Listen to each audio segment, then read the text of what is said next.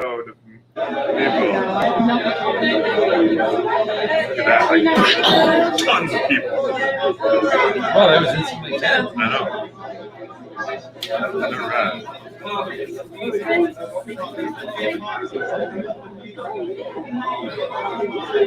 Just FYI, this is what my dad used to do. He used to rub his hands together.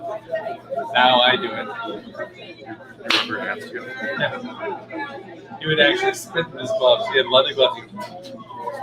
And he would drive. Oh my God, that's when you get to get behind the wheel with All my brothers, we all remember it. spit on the. And you need an extra grip to hold on. It would be very un-COVID to do right now. Spit on both your hands and then grab onto a bunch of stuff. That would be on COVID. Ooh, this wine is good. We'll give it 10 more seconds. 10 more seconds. Another countdown. I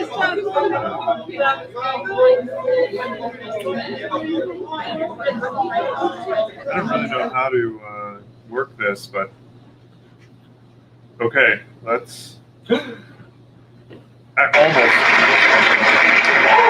What's wrong with it? It is. Welcome, everybody, to the 40th edition of the Barriques Coffee, Wine, and Treat Show. I almost lost this week because I reformatted our sound machine, aka iPad, and I deleted it. And I was like frantically trying to find it. I realized I had actually saved it. That would be like losing one of these guys. I mean, I wasted a solid hour and a half trying to find it of my day today. We need the woo guy. We need the woo guy. Yeah. All right, so we've got clearly it's just all alcohol, which is probably appropriate for the day. We do have some coffee. The coffee that is the favorite coffee for our roastery gang to roast is what I understand. But we've got a lot came together in the last couple days in terms of some tastings that are coming up in January, in addition to the exclusive events, which we're just about getting ready to kick off this Friday. I'm pretty fired up about the High West tasting. Sold out, which is great. As well as a fun wine deal. And a few guests, a new feature for 2021. Why is there fruit fly? Too much wine. We have too much wine. Too much wine.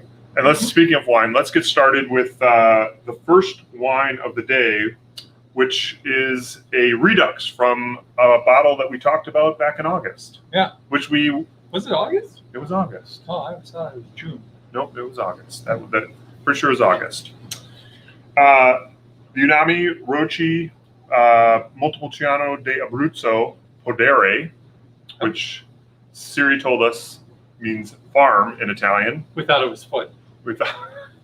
Podiatrist? No, I did not. I did not think it was foot. Oh. No, actually, I did think it was foot. So we talked about this wine in August, sold a ton of it, and found out just a little bit ago that we could actually get a whole bunch more and actually be able to sell it for even less than we did the first time. And since we were such big fans, we said, heck yeah, let's go do that. Maybe just talk about, there's this confusion around Montepulciano. Yeah.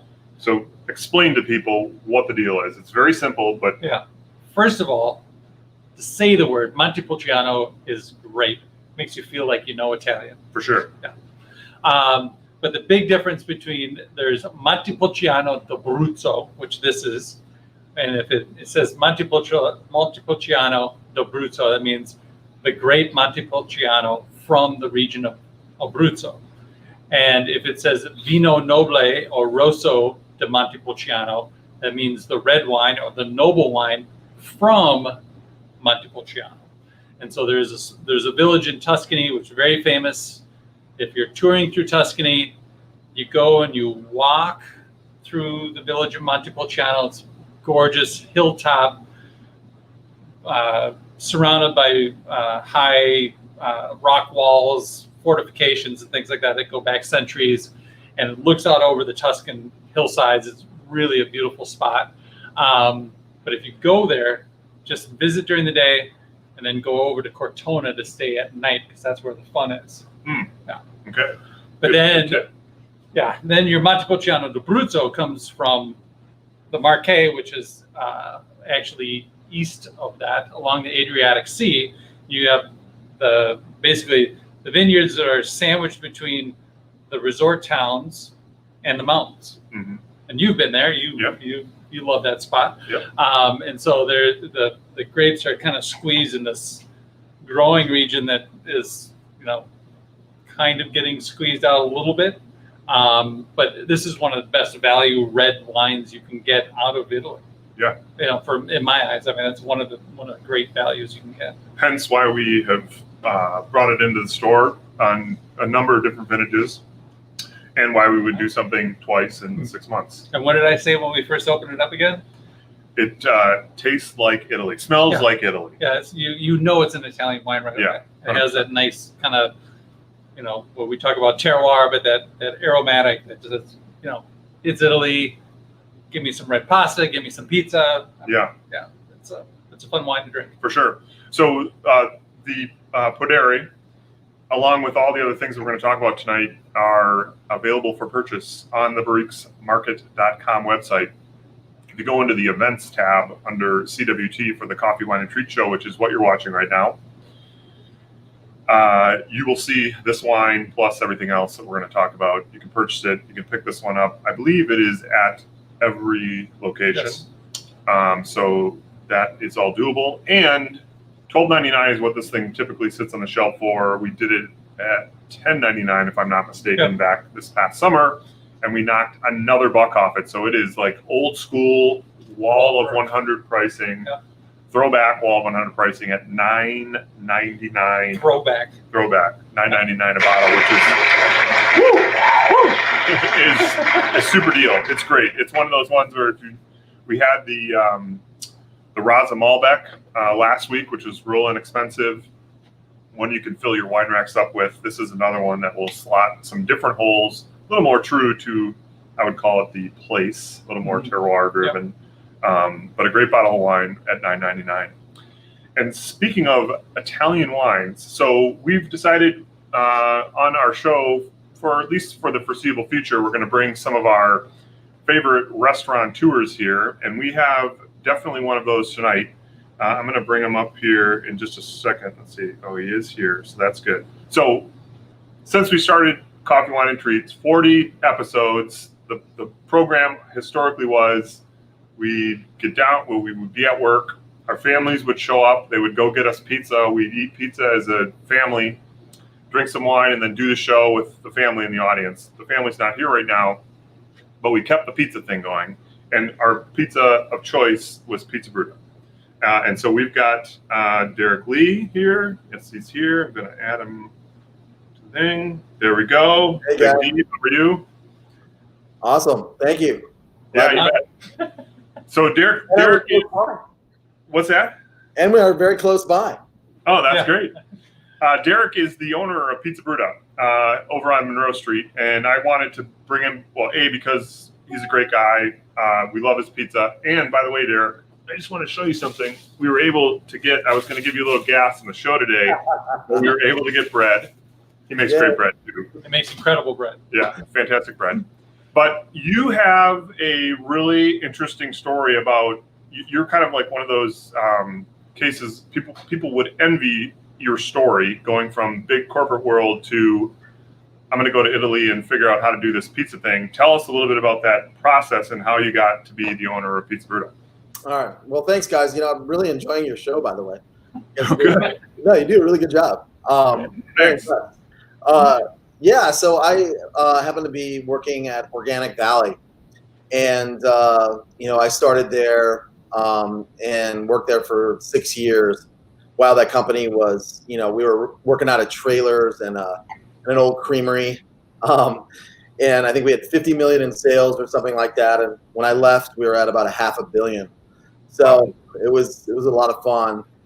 But I quit that great job. One of the things that was going on is I traveled. I was like a national sales manager. And I would end up in various cities, and I'd always go find a wood-fired pizzeria. And so I thought, so I had this sort of calling, that happened. And over time, I just wrote a business plan, and then my wife was giving birth to our first child, and I was like, I sprung it on her, like, let's quit and start a business. And so actually what happened is I went and trained on my vacation time. I trained with this guy in Los Angeles called Pepe Miele, and he was from Naples, and he was making pizza in a strict Neapolitan way. It's called the Vera Pizza Napolitana. It's kind of like your wine, Finn, the denomination of a controlled origin, or DOP. It's got to be made with a certain grape and a certain soil. Well, pizza's, actually the same way. And so in Italy, they created a DOP around making Neapolitan pizza.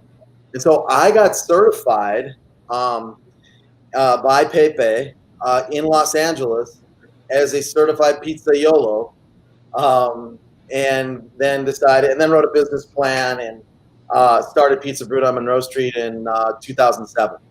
Wow, it's hard. Whenever you say 2007, I can't believe it has been that long. I'm sure you believe it's been that long. But 13 I years. remember it was like great timing too. We just had a kid, and then the economy collapsed in 2008. It was like, great idea, Derek. Yeah, good. Give up your expense account and a nice little corporate salary to go and sling pizza. Right. When you became a pizzaiolo, how do you pronounce that? Pizzaiolo. Okay. Do they give you like a thing, like a pin, like a amulet? Like a short baptism, no.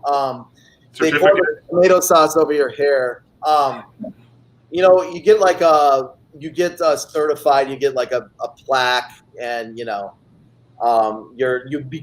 join the ranks of the certified PTOs in the world, which there are very few. So nice. It's pretty cool. What's nice about it is, you get a formation that, okay, this is the correct way to make pizza. And then you go ahead and, use that like Americans do and break all the rules. Right. But at least you have the formation, probably like American winemakers, For sure. Yeah. Do you get like an engraved pizza peel? Here's what I want to know. I can't show it on air, but there's a tattoo you get. No. Oh. Well, you're part of the Cosa Nostra over there, in Naples, Wade. You kind of gotta do that.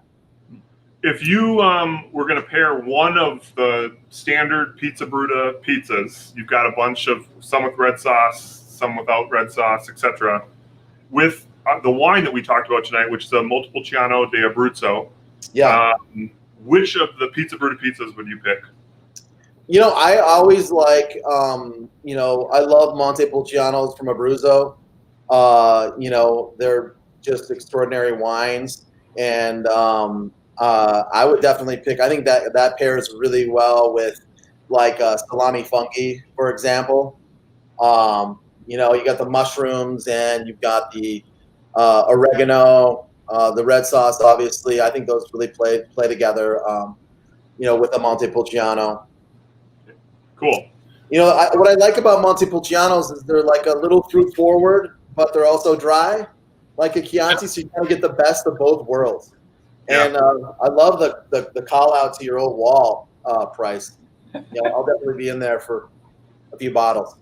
Well, you had, was it the Fantini on your wine list forever? Maybe it is even still on there. Yeah, no, it's still there. Yeah, it's one of my favorites. Yeah, they do a great job.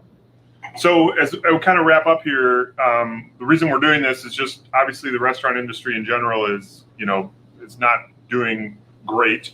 Pizza is probably one of those restaurant types that maybe fared better than others, but I know you and I have had lots of conversations. It's not all roses. But maybe just give people a couple ways that they can help support you. I know one of the things I'll definitely plug is your new online ordering is super easy. I'm racking up those loyalty points. You're going to owe me a lot of free pizza soon, which is really great. But what's kind of the best way to help you, or what are some things that you guys are doing to kind of work your way through this pandemic?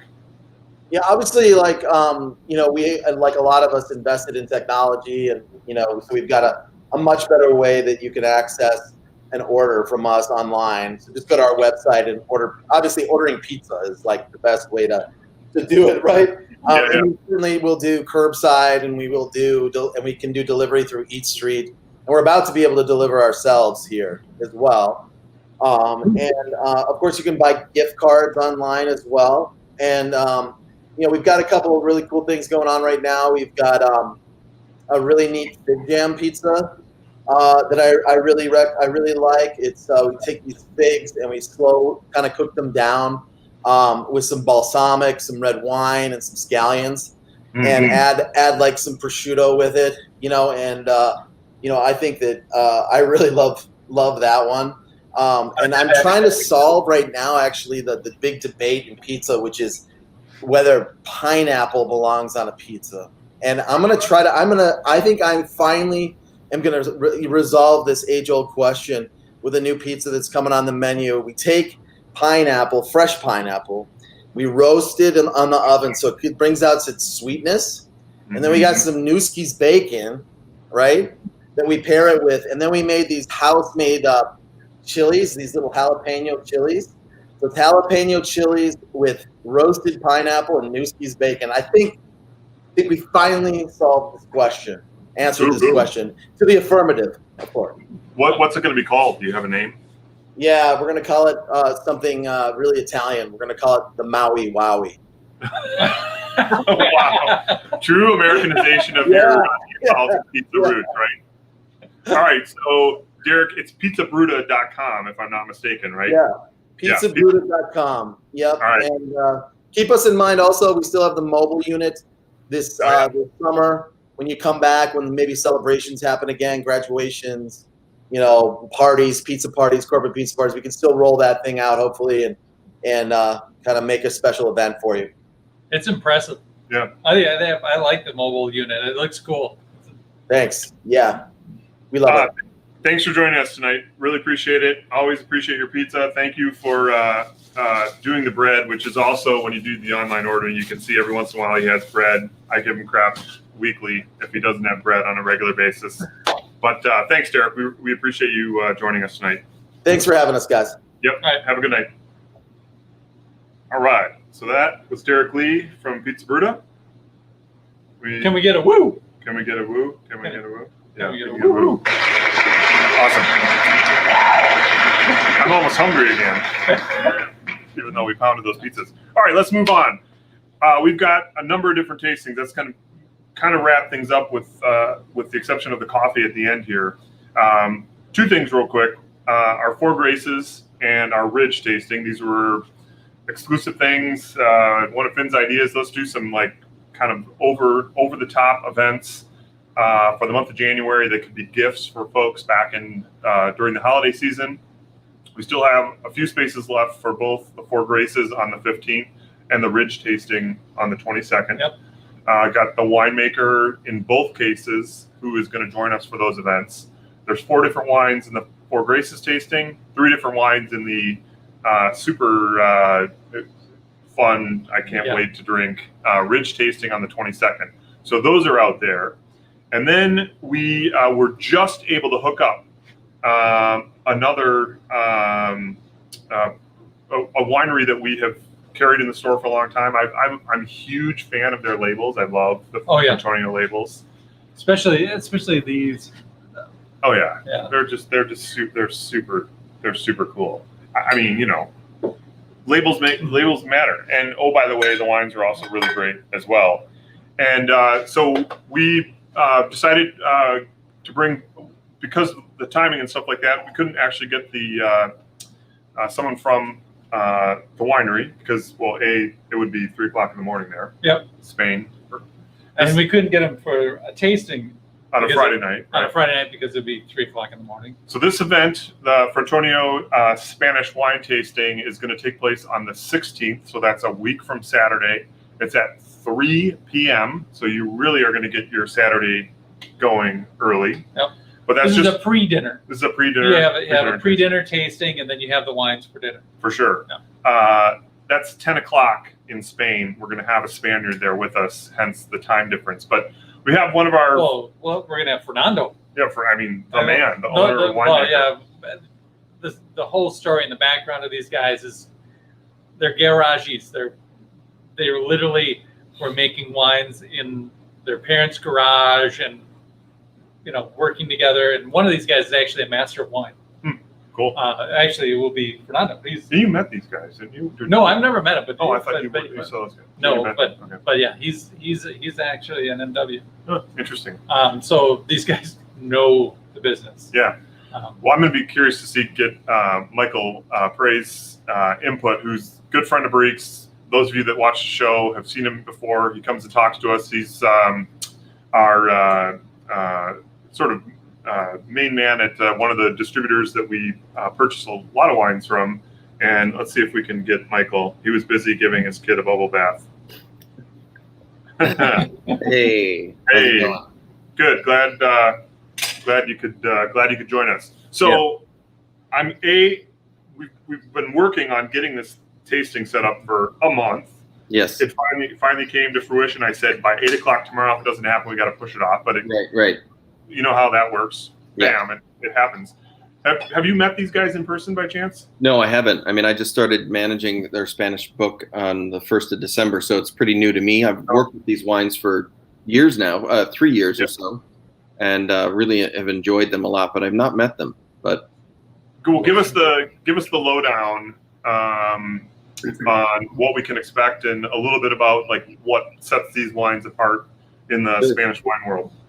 So there are 4 different friends that own the winery together, and Fernando is the person who will come on the Zoom tasting on Saturday at 3 p.m. on the 16th. And he's as Finn mentioned, he's a master of wine, and that's a pretty exciting title to have in front of you if you're going to buy the set and taste. I just checked, there are about 400 master of wines in the world, so it's a pretty rare title to have. And when you're looking in the industry, in the wine industry, and you want to get certification in some form or another. Oh, Michael just lost his internet connection. Well, we'll get Michael back. We'll get Michael back. It was probably his kid throwing bubble bath water on his computer. So I did not download the Boo. Oh, here he comes. There you are. I That was don't know weird. what happened. I think Yeah. I touched my computer, and I will keep my hands away. Okay. All right, so the master of wine title. So when I've in mind, and I think Finn has done this too, when you kind of look at your industry and you figure how can you kind of learn a little bit more, even though we're really immersed in it, and we're pretty well versed in everything top to bottom, but we want to even go deeper. Master of Wine is the absolutely penultimate certification. So this is the winemaker, Fernando, who has the Master of Wine degree. And, they're a young winery. They're in an area that's not famous. It's not Rioja. It's not Reyes Baizes, where Albarino comes from. It's kind of in the middle of nowhere, and just a little bit west of Madrid, I believe. And but they work with native varietals. Garnacha, which you guys have on the counter there. Macabeo is the green capsule one, if you don't mind. Yep. That's what we're drinking. Yep, exactly. Yeah. So they work with Macabeo. That's a grape that you would normally find in Catalonia up in northeastern Spain. Grenache, or Garnacha, which is a grape they use in Rioja.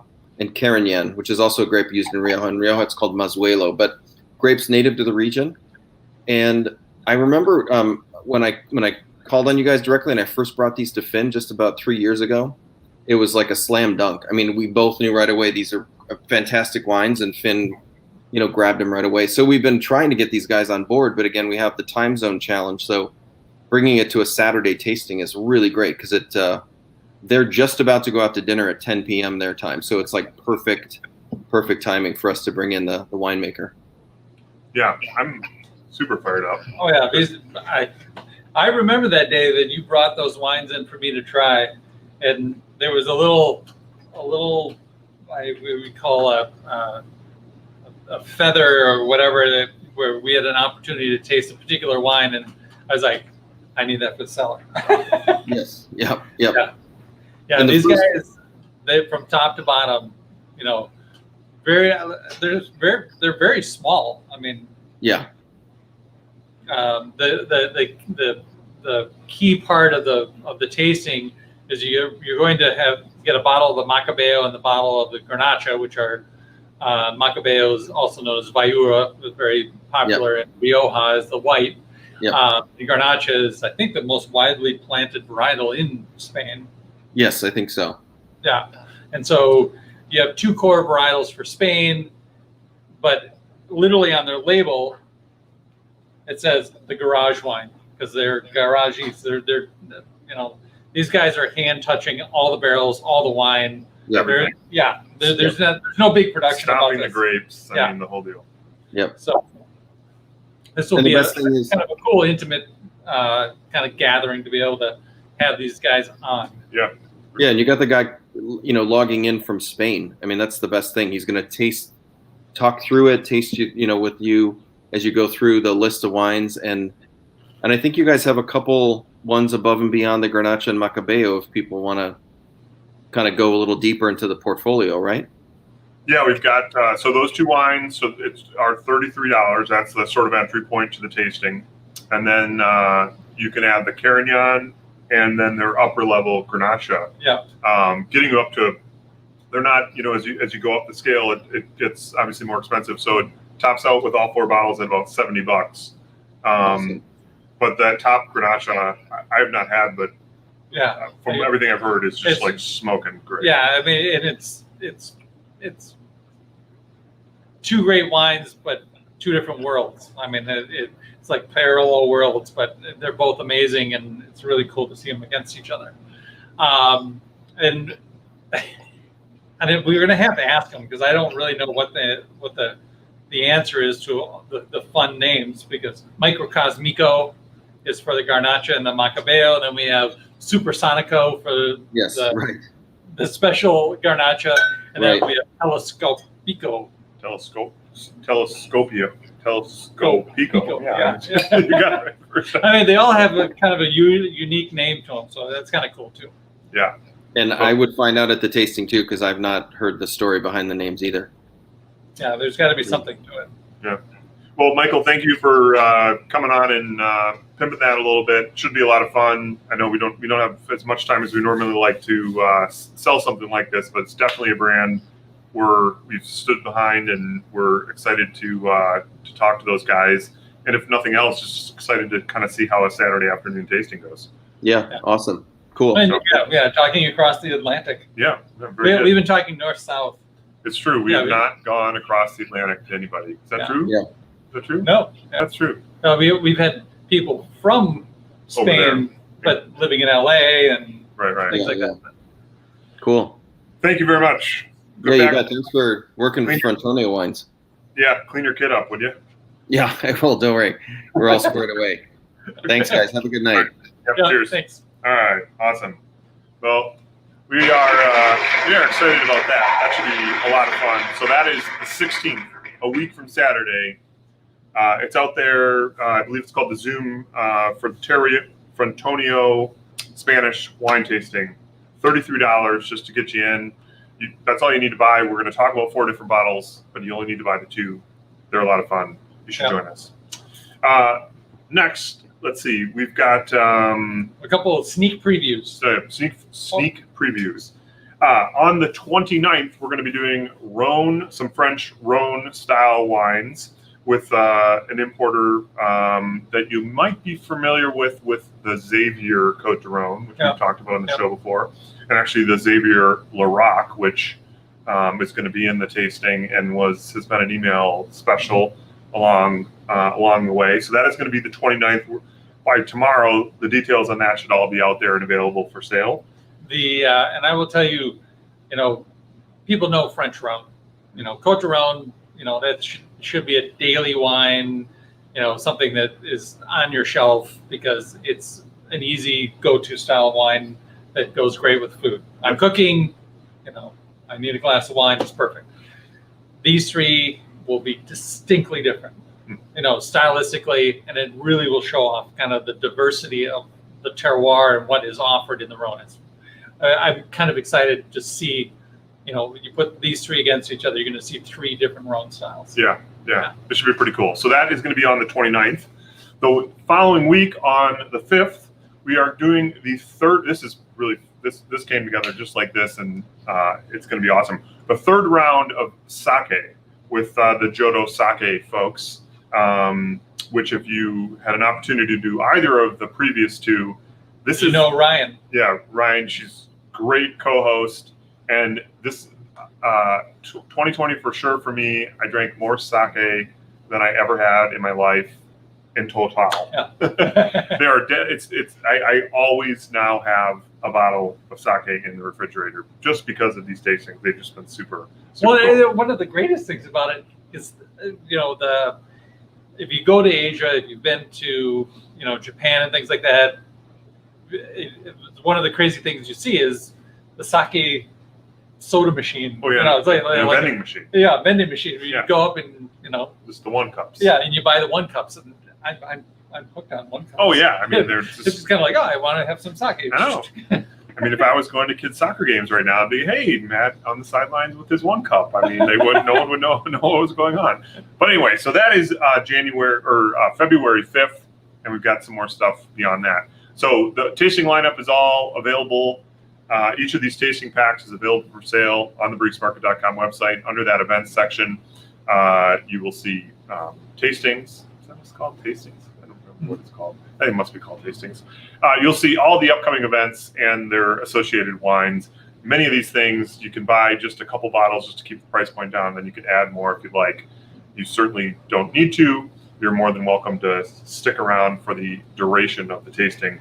But that is, oh God, I almost forgot trivia. Yep.